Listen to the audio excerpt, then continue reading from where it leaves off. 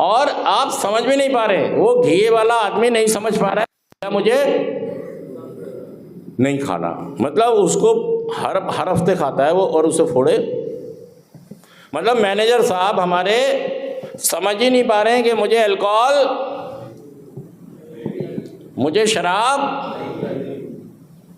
मुझे स्मैक,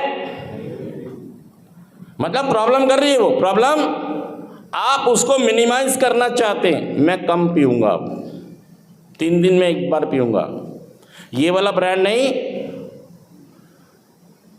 अब घर घर में पिया करूंगा।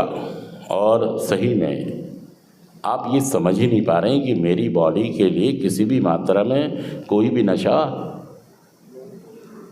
आप इसको स्वीकार, लड़ रहे हैं आप उसके साथ, किसके साथ? नशे के साथ। थोड़ी थोड़ी पीऊंगा। हाँ जी जी बताएं।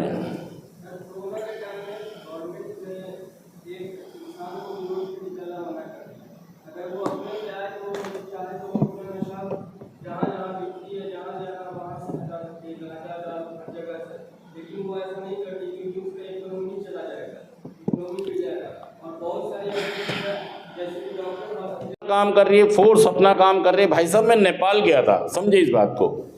कोई भी जब देश का बॉर्डर लगता है तो जैसे पाकिस्तान, हिंदुस्तान या किसी भी देश का जब बॉर्डर लगता है तो बड़ी खतरनाक सी बात है। तो हम एक वर्कशॉप कर रहे थे, ये नेपाल का बॉर्डर ख़त्म, ये इंडिया का ख़त्म, समझे इस बात को। ये मेरा टॉपिक नहीं है आज का, लेकिन चूंकि सवाल आ गया इनका, ये जो जगह है ये वाली, ये ना इंडिया की है ना नेपाल की है। तो जो ड्रग्स स्मगलर होते हैं वो कहां पर लैंड करते हैं? ये बड़े चालाक लोग होते हैं, इनसे हम नहीं लड़ रहे हैं। हम इसमें जाएंगे तो जो एक आध आदमी रिकवरी में हम लाएंगे वो भी नहीं ला पाएंगे। सच कह रहा हूं मैं झूठ कह रहा हूं? बताइए बात। ये काम हमारा नहीं है। हम क्या कर रहे हैं?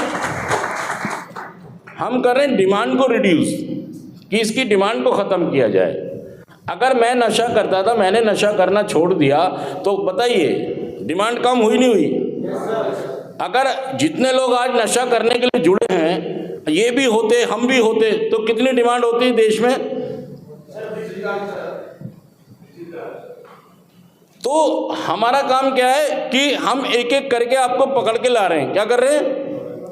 और जितनी देर हम आपको यहाँ पर रखते हैं उतनी देर अल्कोहल आपके अंदर से, नशा आपके अंदर से रुका रहता है। जाता है नहीं, रिलैक्स हो रहा है, बॉडी भी रिलैक्स हो रही है और यहाँ भी रिलैक्स आएगा। लेकिन आप अगर सहयोग करेंगे तो हमें किसी ऐसी चीज़ में नहीं उलझ जाना है कि जी रेवेन्यू कितना आ रहा है, सरकार ऐसा क्यों कर रही है, एक ही 2 बोतल क्यों बटी, क्योंकि ये शायद हमारा मुद्दा। हम डिमांड को रिड्यूस कर रहे हैं। जो अल्कोहल की या ड्रग्स की जो डिमांड है उसको करने के लिए हमें एक साइको सोशल प्रोग्राम का सहारा लेना पड़ता है। क्योंकि जितने भी यहाँ लोग बैठे हैं, इनका जो नशे के साथ रिश्ता है वो ये खुद ही नहीं समझते। अभी ये समझते हैं कि मेरे पापा जैसे नॉर्मल तरीके से पी के चले गए, मैं भी।